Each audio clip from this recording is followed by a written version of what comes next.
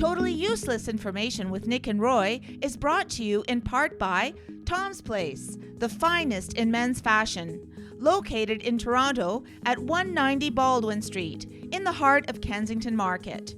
Or visit toms-place.com.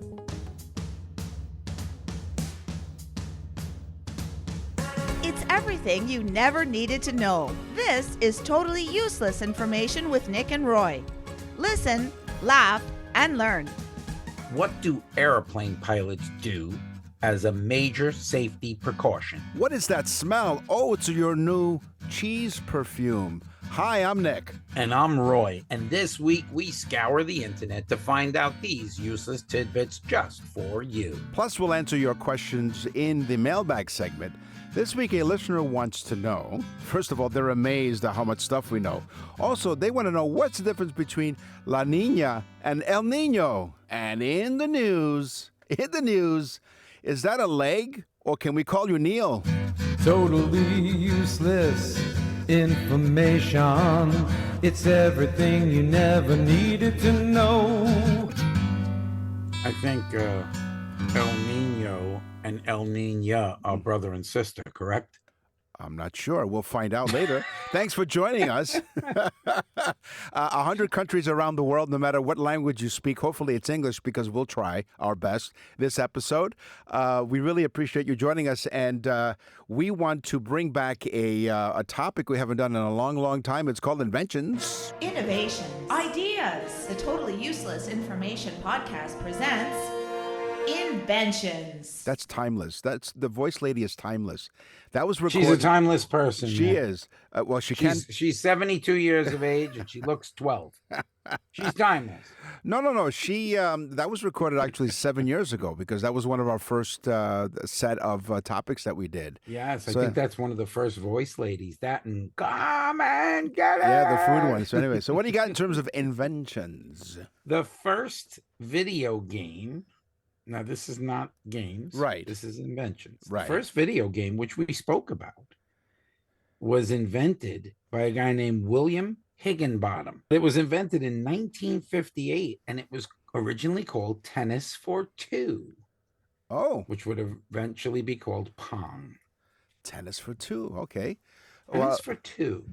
Several designers and artists have created these types of shoes over the years, often as artistic or humorous or conceptual statements rather than functional footwear. So we're talking about footwear. What are they? They are bread shoes. These are shoes. Yes. So you talk about loafers. Okay. So first of all, a couple of examples of these inventions. Twin brothers and designers from Lithuania created a collection of bread shoes around 2009.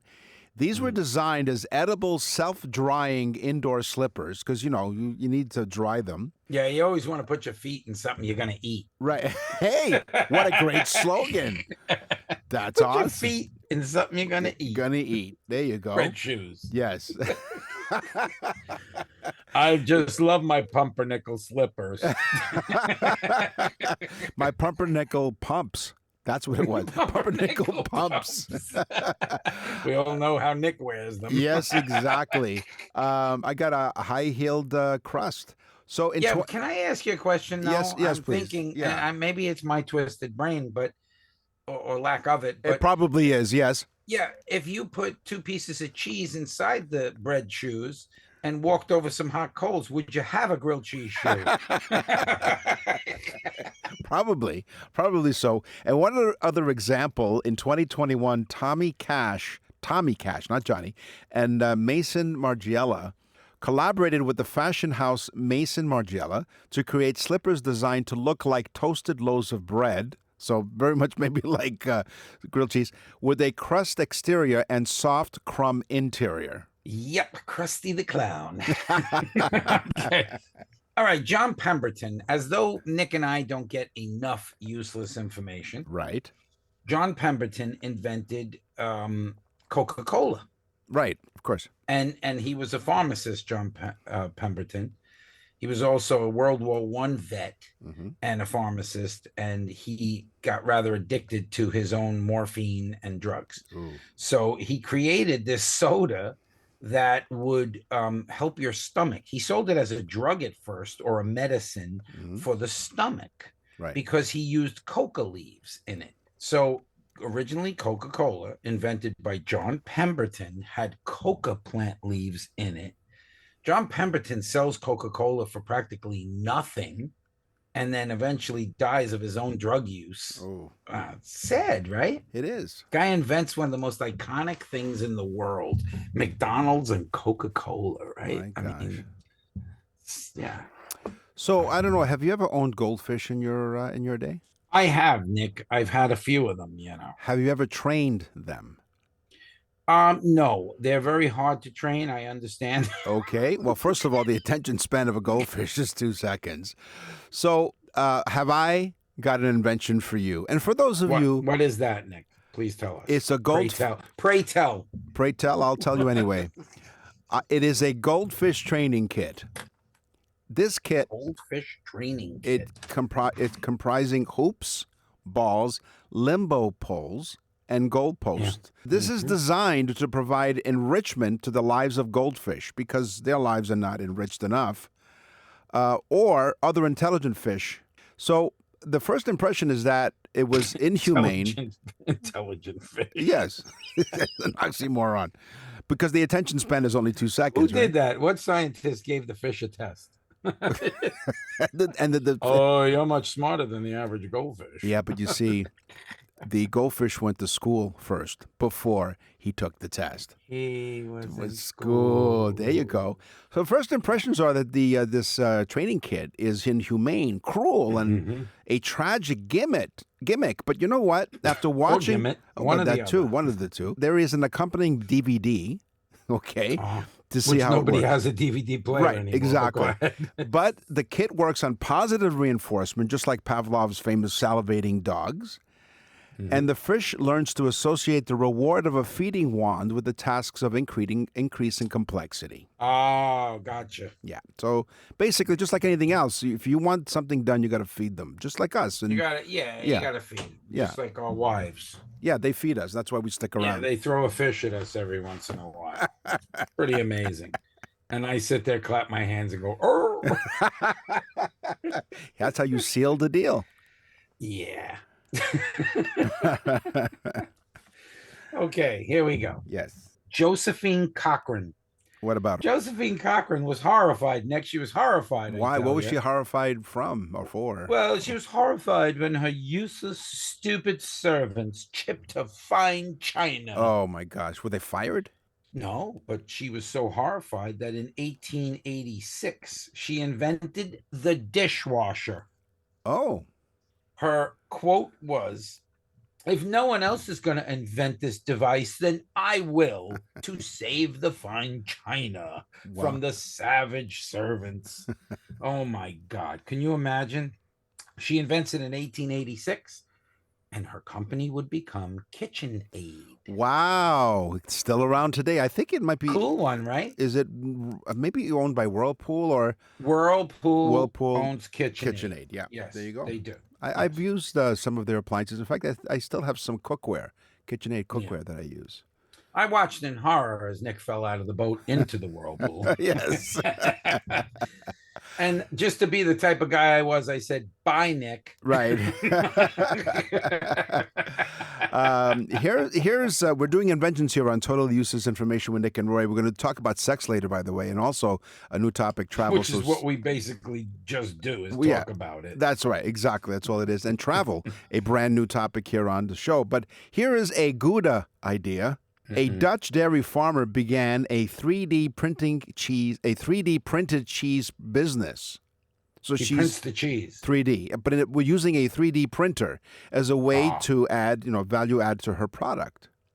So Michaela Lanleuwen, the farm that she owns, is in the eastern region of the Netherlands, and she launched her 3D printed cheese product at a Dutch food conference. Now, she introduced the 3D printing through some work she was doing off the farm until she bought the farm. She started investigating if it was possible to print the cheese using a 3D, and she did. So if you want to, she says, You can't eat it. well, why not? It's 3D printed. Yeah, well, it's the material. I think she figured out the way to To print use a the cheese product? yes, as the material to I don't trust create. any of this, Nick. So she started the project and found that it was possible to print with fresh Gouda cheese. I guess maybe that's the consistency she needs. I can't get my stupid printer at home to work. Nevertheless, print some cheese for me. Cheese on it. And So be like, hey, let's put the order in. Take a little bit of General Tso's chicken printer. well, listen, here's an idea. We talked about loafers earlier. You can print some cheese and make a grilled cheese sandwich with the shoes you just made. Speaking of loafers, how are you, Nick? I'm fine. So one last thing. There's more. Well, she says, if you want to give your husband a Valentine's gift, such as a sculpture of himself, then you can say to your husband that you are delicious. Okay. In cheese? You can have a sculpture of your husband in Gouda cheese if you want. Oh, boy. See? That's a Gouda gift. It is. It's a Gouda gift. You know, Nick, listen, when we would go, good. it's a Gouda gift that you're going to get. Yeah. When we would go to Aruba, Yeah. that's a Dutch island. Ah, okay. And the Gouda cheese is different than anywhere I've ever had it be. Ooh. And you go in the store and they buy this stuff by like big blocks, Yeah. They're big wheels, the Gouda. Yeah. And they use them on the cars. No, they're big wheels, and like they'll cut like a pie-shaped piece though, but 8 inches long. But they have smoked Gouda. It's so good. Wow. Awesome stuff. Okay, here's a cool one. Mm-hmm. Samuel Morse invented the telegraph, right? He also invented Morse code. Dash, dot, dash. Yeah. ... dash is SOS. Right. Yeah. There you go. It's also ... right? Okay, so anyway, he invents the telegraph, right? In 1844. But what's the first message he sends? Oh. I think I know what it is. How does this thing work? No? He has to send it in Morse code. Right. So he sends a biblical phrase. What hath God wrought? Nick and Roy will continue with totally useless information. Here comes the groom. Hey, got a wedding on your calendar? Nick and Roy for Tom's Place. If you're the lucky groom, Tom is your best man, ready with sharp suits starting at just $229. The finest tuxedos in the city for $595. Why rent? Tom's got you covered, all crafted from quality fabrics, tailored to fit you perfectly, and then they're yours to keep. What a great point. Why rent when it's affordable to own? Tom's Place dresses the groom, the groomsman, the father of the bride, and father of the groom, and any special guests with care. Come and try on the best selection of menswear with styles and fabrics to make you feel your absolute best. Classic to trendy, favorite brands, destination ready, and exceptional values. Because of your big day, details matter, and so does your suit. Enter the wonderful wedding contest at toms-place.com, toms-place.com, for a chance to win a $700 store credit. Or visit 190 Baldwin Street in Kensington Market. Open every day. Tom's Place will suit you. Totally useless information with Nick and Roy continues. Listen, laugh, and learn. Let's go down the rabbit hole here. You did say da, which is Yes. dot dash. Right. It's actually Morse code for the letter V. Yeah, but I think if you space it longer, it's a distress signal. Right, but initially it was V for victory. The opening Right. four note motif, and maybe we'll ask Dr. David Gomez. We should have him back on, the music professor. Yes. Have him back on our show. But the opening four note motif of Beethoven's Fifth Symphony, matches the Morse code for the letter V. Victory. Dum, dum, dum, dum. Exactly. There you go. So we'll ask Dr. Gomez I that. remember that in Boy Scouts doing Morse because we had to learn Morse code. We had Right. to send signals in order to get the badge. Yeah, there you go. So I sent, give me the badge. Or I'll punch your face. It's like Alexander Graham Bell, like the founder of our company. I work for Bell Canada, part of Bell Media, part of the iHeartRadio Talk Network. So his first phone call was, "Come over here, Watson," or something like that. Come over here, Watson. And then there was a voice in the background that says, "Please deposit 5 cents for the next time." Or that was the first telemarketer call. I think Watson hung up on him. All right. So Like, I told you never to call go me. here. Yeah, exactly. All right, here's my tease. So here's some deli cheese perfume oil. There's a lot of cheese going on It here. is. It is. This is a Breads and cheeses. Breads and cheeses on a cheesy show. Totally useless information with Nick and Ray. The 3 ingredients skin and hair friendly formula makes this the perfect body perfume. Hair perfume and body moisturizer made with, well, alcohol perfume. Sorry, no alcohol in this perfume. Oil base, which lasts much longer on most people. This is actually inspired by delicious cheese foam milk tea. Cheese foam milk tea. I Notes of, dread the fact of even smelling what cheese foam smells like. well, milk and cream blend with a delicious mango milk tea base for a refreshing gourmet scent. Yeah, I got a good one. How about we use some Lindbergh cheese? Yes. Stick that in your pants and smoke it. There you have it. Thanks for joining us here on Totally Useless Information with Nick and Roy. We invite you to visit our website, nickandroy.com. Now, we don't sell any Gouda cheeses or anything like that or any cheese perfume. We have an even more Gouda gift. That's right, we do. It is the Nick and Roy birthday message. Go to the Nick and Roy store, nickandroy.com, and find out what it's all about. You have to. I'm telling you, nickandroy.com, type on Nick and Roy store. It is the best gift that you could give somebody. We have so many testimonials from people that have received them, and we're crazily trying to keep up with doing them. So try to get them in at least a few weeks before the event. Yeah. Because there's such a large line of people now wanting to do this. But go on to nickandroy.com, type on the Nick and Roy store, get yours in now, because again, you're going to look like a superstar. The person you're giving it to is going to say, "This is the greatest gift, the best gift you've ever given me. It's inexpensive and you don't have to get off your chair. Yeah. You're lazy." No. or wear pants. nickandroy.com. This is your final boarding call for totally useless travel information with Nick and Roy. Now boarding. Yeah. That's my second favorite intro by the voice lady. It's kind of sexy in a way, you know, it makes you want to position your chair back. you Yeah, know? in the upright position, yes. Please adjust your chair back position. So, you know, usually when someone says to you when you're about to take a picture, they say smile, don't they? Smile. Some people do. Yeah, they do. Smile for the camera. Don't speak for everybody. Well, I do here on the show. I speak on behalf of 100 countries. How's that? Yes, 100 folks, 100 countries. 100 countries. Yippee, yippee. Don't Go. smile. Don't do it. No. Why? Passport photos are a leading cause of passport application delays, with rejection stemming from minor errors that violate strict standardized guidelines. But one of the most let's see, 33% actually. Rejected, the most rejected. It's is the position of the subject. So it's the way that they're not centered. And another reason, 45% of the reason why these applications were delayed, poor lighting and improper facial expressions at 33%. Yeah.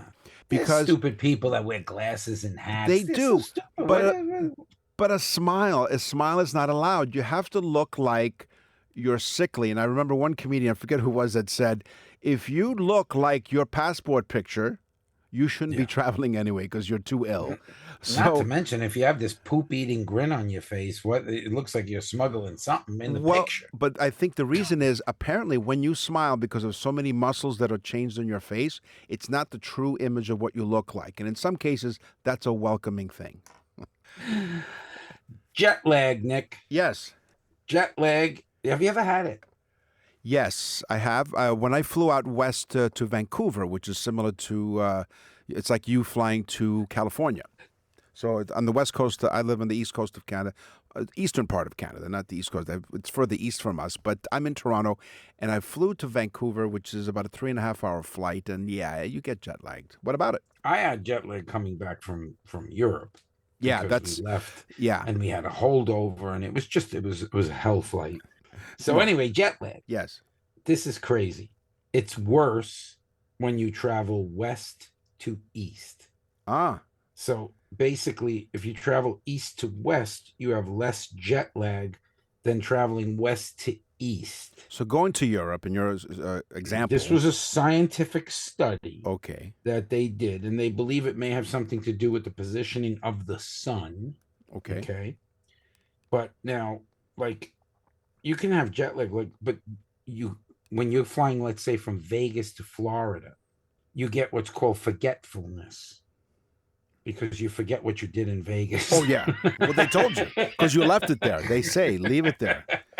So I also have something about jet lag, but a different fact. So don't worry. We don't want to know. No, well, okay, then fine. We'll go on to the next thing. Research supports the claim that You're actually moving. I am. Are you done? No, go ahead. Are you finished with your fact? I'm finished. Okay. Yes. Oh, I am actually. I'm sorry. I'm a little jet lagged, so I'm a little bit behind. I'm sorry. So I will continue the jet lag information here on a brand new topic, travel here on Totally Useless Information with Nick and Roy. Research supports that maybe the same scientists claim that jet lag affects women slightly more than men. Ooh. Particularly due to the differences in circadian rhythm, hormonal fluctuations, and sleep regulation. The women's internal body clocks are naturally set slightly earlier than men's, making it harder for them to adjust to time zone shifts, especially when traveling east. Yeah. It's amazing how, you have like a heart, lungs, Right. kidneys, and then you have the body clock. Right, yeah. We did the shortest plane ride. I think it was 3 minutes. Yeah, something like that, yeah. So stupid. But anyway, probably run it faster. But Yeah. the longest plane ride. Oh, Yeah, cool. You talk about jet lag. sure. Singapore to New York, 9,537 miles non-stop. Ouch. 19 hours and 5 food services later. They have snacks and food, Yeah. 5 different rounds. Wow. Okay, they said you could watch, I forget how many sitcoms and how many movies Yeah. and so on. Yeah. But 19 hours is the longest plane ride, 9,537 miles. Nick and I counted. And we're still counting. And Nick did it in kilometers. You would, yes, there's even more. You would think that maybe an Italian airline would serve 5 courses because, Italians love to serve food, right? Yeah, that's funny, but go ahead. Go. This just socks. While losing socks is a universal common issue, I think we talked about this during fashion segment a few episodes ago. Yes. The dryer eating them. Americans lose an estimated 1 billion socks annually. The claim that more are lost while traveling, and this is supported by, and the reasoning behind all of this is because, first of all, there's a disruption of routines, lack of structured laundry facilities, and high mobility of items, because you're always on the go, right? So you would lose. Plus you open your suitcase, the sock goes flying out. Right. And then you kick it underneath the bed or in the bed sheets or whatever. Yeah. You never know how quickly you're undressing as well. Oh, yeah, 100%. Like my trip to Vegas. Nick and Roy will continue with totally useless information. We're back with totally useless information with Nick and Roy. Listen, laugh, and learn. East of Rome. Uh-huh. This is a nice travel fact. Okay. In a region called Abruzzi. Yes. Nick and I, we understand that. Yeah. Abruzzi Yes. is a vineyard called Dora Sarchesi. Okay. What about Speaking of cheese. Yes. Dora Sarchesi, I guess, right? Sarchesi. Yes. Okay. Okay. In a town called Calandri Ortanga. Okay. This vineyard has a fountain. And if you walk up to the fountain, you can bring a glass and get free wine. No. Really? Yes. They frown on you having a lot of it, Right. but they give free wine to all the local people that are walking by and need a little refreshment. That's cool. Isn't that great? Yeah, and you can actually go there, and yes, it is free, and it's in Abruzzi. It's called Dora Sarchesi. And I wonder what kind of wine that is. Like, Oh, it said, I didn't write it down because Okay. it was a long, drawn out thing where in that Abruzzi area, the type of grape and what it was. okay, It but was still, just too long and drawn out for. That would be good for a food section. okay. So we've when we flew, when you flew on the plane, and Mother Nature called, and so you would go into the little bathroom, little washroom there, right? Mm-hmm. And when you're finished your business, you push the button to flush the toilet, right? Yes, and it goes. Exactly. That whooshing sound that Roy so brilliantly demonstrated. When I go in there, though, it goes boom. Kaboom, yes. So the notoriously loud whoosh of the airplane toilet is designed to be loud for functional, safety, and weight management reasons. Now, if you want to put one of those instruments that measures how loud it is, Yes. it reaches 100 decibels. Yeah, it's pretty loud. But it's not by accident because and everybody in the plane knows you did pee-pee or poop. Exactly. And sometimes you flush twice. And if you're on one of those Singapore Airlines where you have 5 courses, you'd be going there a lot. So rather than the sound of a powerful vacuum system at work, it uses a limited amount of water to achieve maximum efficiency. So, yeah, it's a sucker. Right, it is. Yeah. Exactly. So there you go. So the next Is time that you're why in you there, spend so much time in there and come out with blue all over your pants? This was my teaser. As a safety precaution, pilots do this. And I have a lead into it. okay. The fish or the chicken, Okay. they never eat the same meal. Ah. The pilot and the co-pilot have separate meals. If there's fish and chicken, they flip a coin. One gets the fish, one gets the chicken. So just in case there was something wrong with it and they took sick, they Right. would have another person to fly the plane. What's amazing to me is that the stupid pilots eat that food at all. Right. Yes. I mean, I'm smarter than them. I bring my own. You'd think they'd Uber it up in the sky or something. You know, what's your Now address? I'm really scared to fly. Yes. So that was travel. It's one of our newest topics here. If you have a topic suggestion, go to nickandroy.com and click on Contact Us. In the meantime, keep your pants on. Oh, yeah. All about sex. Now, in case there's some lawyers listening out there, and when we do sex, like some people are a little eerie when we do sex, but we don't cross the line. We really are respectful of our audience. But in the meantime, The following segment of the Totally Useless Information podcast may be too sultry and too sexy for some listeners. yeah, you see, every time she does that disclaimer, I need a cigarette, and I don't smoke. Every time we talk about sex, we revert back to like 12-year-olds. I know. Yeah. Well, that jingle we talked It's about. only like a year or two from our normal. It is. You know what? This was recorded in Roy's kitchen. Oh, yeah. Oh, yeah. Romantic attraction, particularly in the early stages, does indeed activate the same brain pathways. The dopamine. I'm waiting for your brain pathways to catch up. Sorry, it's jet lagged. I'm sorry, my brain is buffering at the moment. Okay, it's now reaching real time. It's like a little wheel spinning on the top of his head. Like a propeller, like one of those propeller hats. Okay, Nick, you're left-handed, correct? I am. Yes, that's right. Okay, so Nick is left-handed. Yes. Your wife is left-handed. Get ready. Get ready for this. Yes. If you are right-handed, okay, Yeah. your left testicle hangs lower than your right testicle.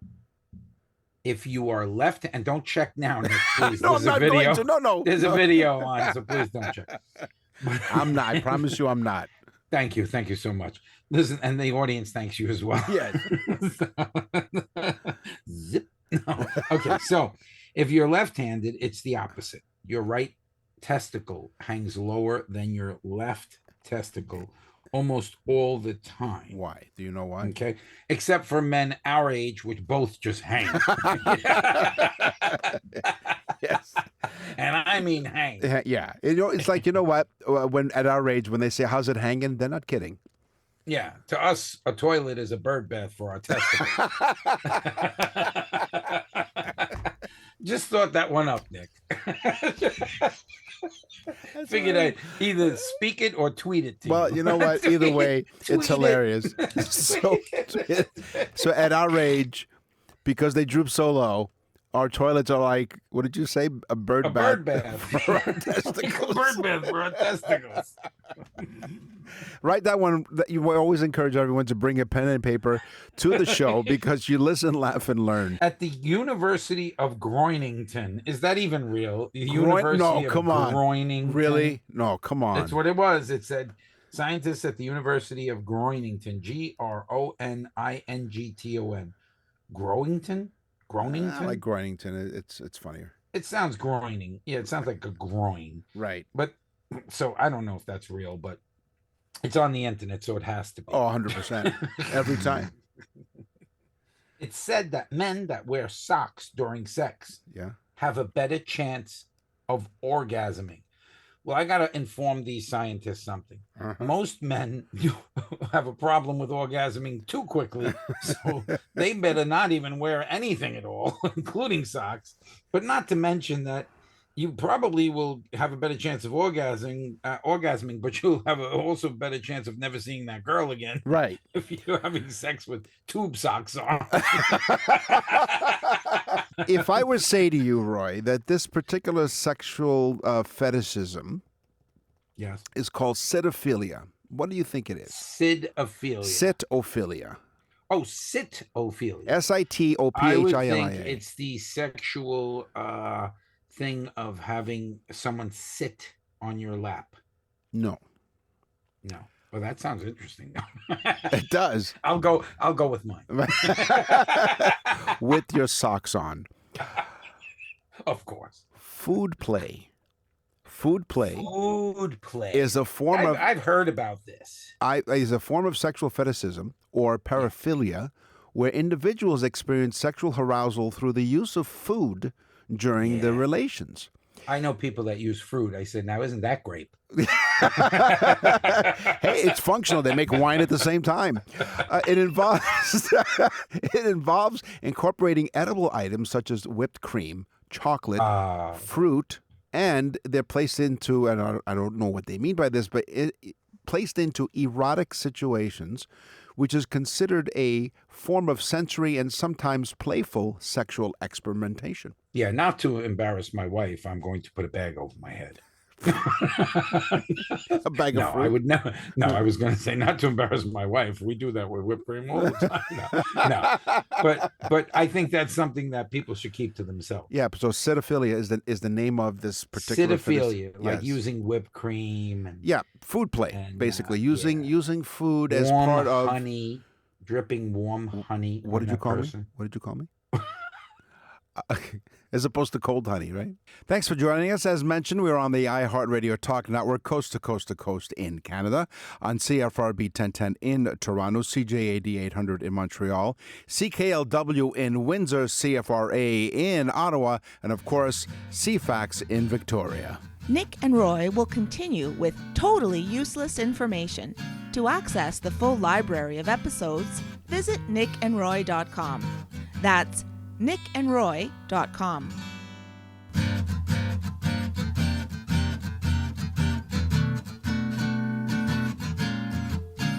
You're listening to Totally Useless Information with Nick and Roy. Listen, laugh, and learn. What's in the mailbag? What's in the mail?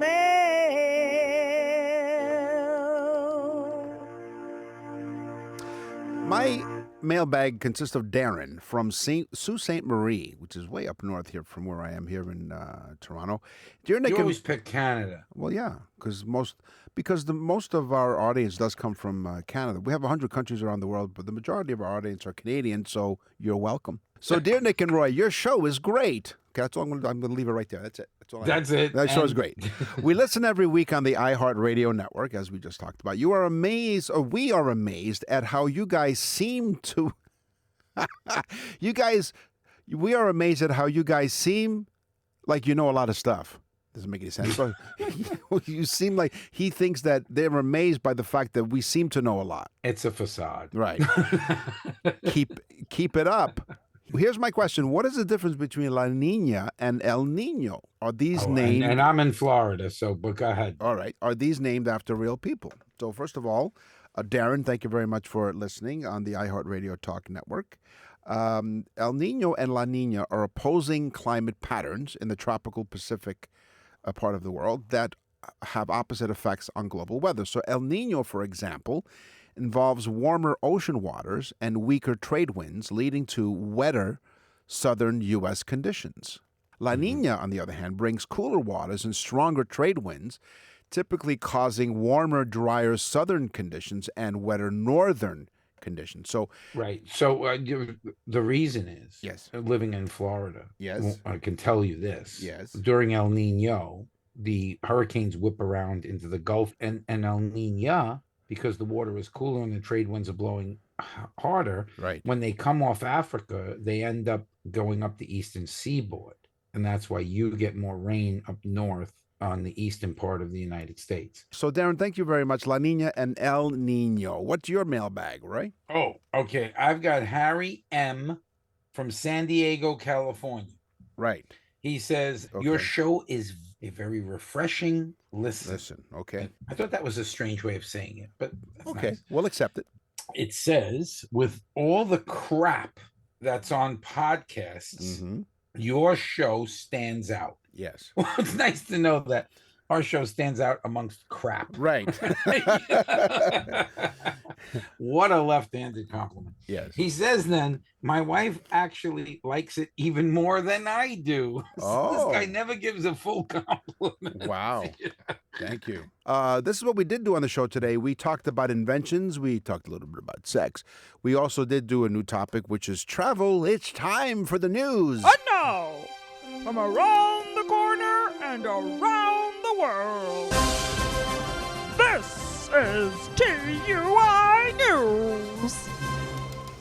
The Los Angeles Metro revealed some of the most unusual items in its Lost and Found. That's got to be an interesting ride. It would be. Well, these are like buses and trains in the Los Angeles area. Yeah, that's what I'm talking about. So,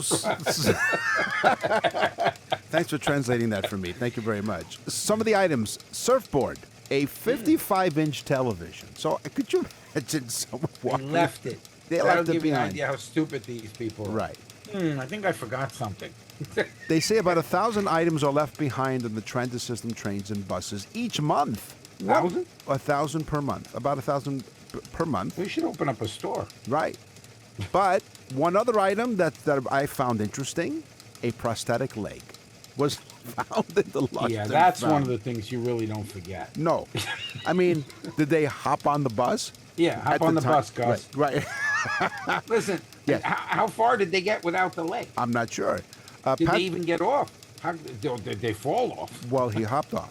Off the bus. By the way, his name, we'll call him Neil for the sake of this show. Lefty. Right. Now, for those members of our audience who do have prosthetic legs, we apologize. We're not making fun of you. We're making fun of the fact No. that someone No, in your not at community left it behind. How do you leave behind your leg? Like, I can understand, like, losing... Maybe he was all hopped up on drugs. He might have been. So, according to Patrick Diaz, the communications manager for the LA Metro's customer service department, said many of these items are expected, like cell phones, backpacks, glasses, musical instruments and sporting equipment. But we see a lot of volume of recovered items throughout our bus operations. Bicycles even are left on the front rack. That again, But those the are things. leg, Right. You know, yeah. So That's a tough one. right. You know. So Did here's it have a shoe? well, maybe if they made some bread shoes, maybe he'd be okay. So they've seen the large, including Too here bad some. it wasn't a lamb leg. with a little bread. Right. Nice, makes a nice sandwich. Yeah, Very a nice lean. You know how it is. It is. Here's another unusual thing: a blowtorch. But you would think clothing would be probably one of the largest. You know, somebody drops a hat. Right. Or Okay, or a sock, or whatever. Okay. sock. Okay, sock goes flying Right. off. And then they can't orgasm. Right. On the bus. Or if they lose one sock, it's just like not even that great because like half an orgasm. Right. Yeah. Exactly. But the other guy's even more screwed because he's actually not only the sock, he's got the whole leg is gone. Right. Right. Even more problems. What's he doing? Other items found on the He's lost. got that sitophobia. He does. He'll dip his leg in chocolate. Yeah. Okay, so other items they found: blowtorches, large, Oh, that's always good. Yeah. Right. The Large- Flammable objects. large electrical generators, They brought a generator. a on the bus. large electrical generator, and a case filled with VHS tapes. Yeah, that's always good too. That's what the generator was there for. Keep the VCR going. And the 55-inch TV. They were having a party. That was a party bus. And they were using the leg as a prop. Not to say they were propping themselves up. with No, the no, leg, they used the leg to prop up the TV. They used it as a TV stand. All right. the TV. And then they took the sock off just so that they could definitely orgasm. Depends on what was on the tapes. So they said maybe they got up too fast, or they're afraid to miss their stop. They just get up got without. up too fast to forget the Right. large generator. Exactly. Ooh, I missed my stop. Now, only 30% of the items that passed through the lost and found are eventually returned to their owners. Yeah. But who? First off, who took the large generator? They weigh like 600 pounds. No, exactly. Who took it off the? Who brought it on the bus? Who brought it on the bus? Right, exactly. What was the driver thinking? Okay, this guy's getting on the large generator. gas-filled generator sitting next to the guy with the blowtorch. And the other guy's got one leg. He can't even run off the bus if the fire begins. Yes. So our advice to you here on Totally Useless Information with Nick and Roy is if you visit... Don't even go to L.A. No, exactly. Stay away But from if you're one of our cities who are listening to us, thanks for listening. As this ends this episode of Totally Useless Information with Nick and Roy, we will scour the internet far and wide to find more totally useless information just for you. Until then, folks, you tell everyone you know, because you have been doing it 100 countries around the world, millions of people listening to this show now. We are humble. We are humble and really do appreciate it. I'm Nick. And I'm Roy. Thanks for listening. Totally Useless Information with Nick and Roy is recorded and produced in Canada. For more totally useless information, visit nickandroy.com. That's nickandroy.com. Totally Useless Information with Nick and Roy has been brought to you in part by Tom's Place, the finest in men's fashion. Located in Toronto at 190 Baldwin Street in the heart of Kensington Market.